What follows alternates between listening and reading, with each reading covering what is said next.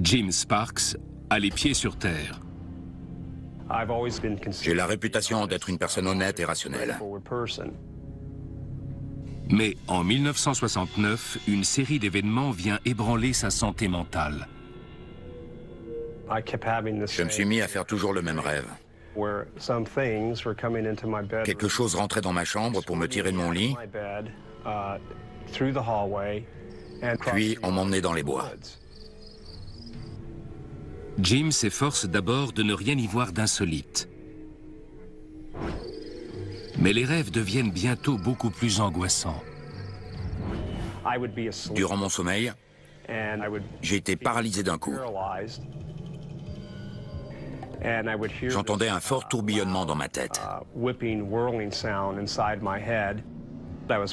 J'étais paralysé, je ne pouvais pas m'enfuir. Le bruit devenait assourdissant. Et je sentais quelque chose remonter sur mon ventre.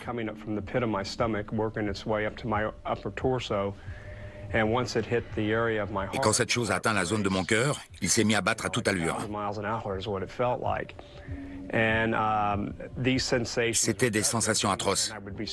Mes cordes vocales étaient paralysées, mais je hurlais dans ma tête, je ne veux pas mourir. Ensuite, j'ai senti une accélération effrayante. Et j'ai continué à crier dans ma tête. Je ne veux pas mourir, je ne veux pas mourir. Après ça, j'ai fini par m'évanouir. À son réveil, Jim a du mal à croire où il se trouve. J'étais dans une pièce très éclairée et on ne voyait pas d'où venait la lumière. Essayez de vous rendre compte. Je me retrouvais dans un endroit totalement inconnu et sans savoir pourquoi. Mais Jim sait une chose, il n'est pas seul. Ces êtres n'avaient rien de commun avec nous. Ils étaient très méthodiques. Ils faisaient les choses vite et efficacement. Et quand ils s'adressaient à moi, ils ne me disaient pas toujours ce que j'avais envie d'entendre. Ils ont fait toutes sortes de tests, à la fois psychiques, physiques et médicaux. J'étais terrorisé. Je ne comprenais pas ce qui se passait, mais je savais que je vivais ma première expérience paranormale. Je ne pouvais comparer ça à rien de ce que j'avais vécu.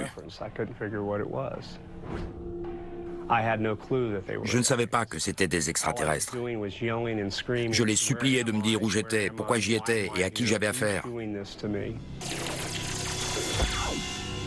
La vie de Jim prend alors un tour nouveau. Ce qu'il affirme aujourd'hui est stupéfiant. J'ai été enlevé de très nombreuses fois au cours de ces 23 dernières années. Beaucoup de gens ne me croiront pas, mais c'est la vérité. Les récits d'enlèvement sont-ils simplement le fruit d'une pathologie du sommeil, d'une illusion du cerveau, ou bien sont-ils authentiques? Un homme pense qu'il y a de quoi s'inquiéter. David Jacobs, professeur à l'université de Temple, a passé sa vie à étudier les récits d'enlèvement par des extraterrestres. Sa conclusion est inattendue. Je doutais de la véracité de ces récits au début de mes recherches, mais les indices que j'ai recueillis m'ont amené à penser que ces enlèvements sont réels. En 30 ans, Jacobs a compilé un nombre impressionnant de témoignages. J'ai étudié à peu près 1100 récits d'enlèvement, rapportés par environ 150 personnes. Tous ces gens n'ont rien à gagner à venir me raconter qu'ils ont été enlevés par des êtres venus d'une autre planète. Ça va contre leur intérêt. Ils passent pour des fous. Ils ne veulent pas que je les cite, ni qu'on sache qu'ils sont venus me voir. Certains témoins m'ont même donné un faux nom. Et c'est quelque chose que je comprends. Certains ont été enlevés avec leur famille.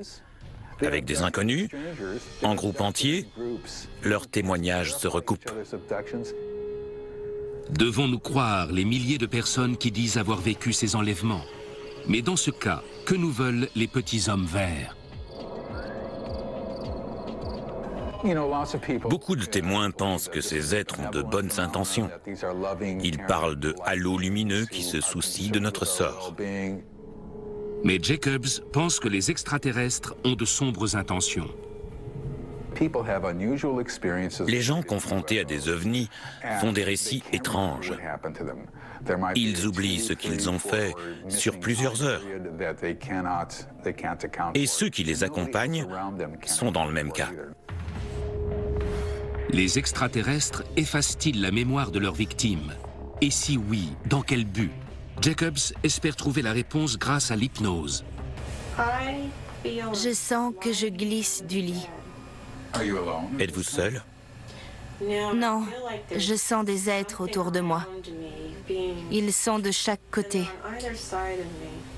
J'ai très peur. Grâce à l'hypnose, je me suis souvenu avoir subi un genre d'examen médical. Tous les témoins disent la même chose. On les allonge sur une table où une série de tests physiques, psychiques et sexuels sont pratiqués sur eux. À un moment, un être gris se tient très près d'eux et les fixe du regard. Ils ne peuvent pas détourner les yeux et quelque chose se passe dans leur tête. Il peut s'agir d'images rapides ou de sensations, toutes sortes de choses suggérées par ces êtres. Les femmes se font prélever des ovules et les hommes du sperme. Pourquoi des extraterrestres feraient-ils cela?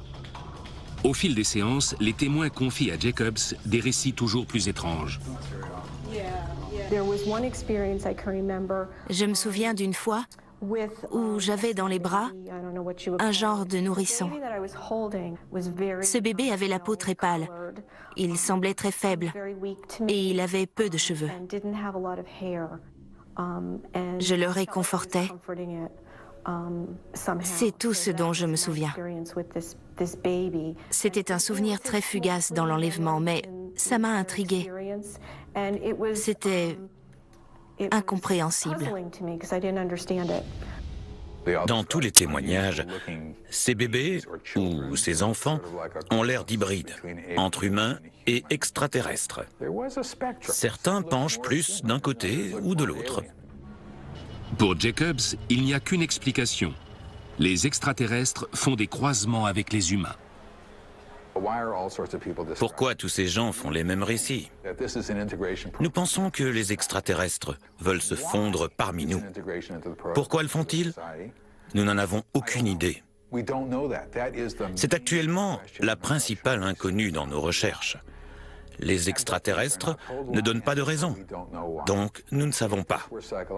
Si c'était psychologique, les témoins inventeraient une raison, comme ils inventent le reste. On aurait toutes sortes de réponses, mais on ne sait rien. On imagine qu'ils veulent dominer notre espèce.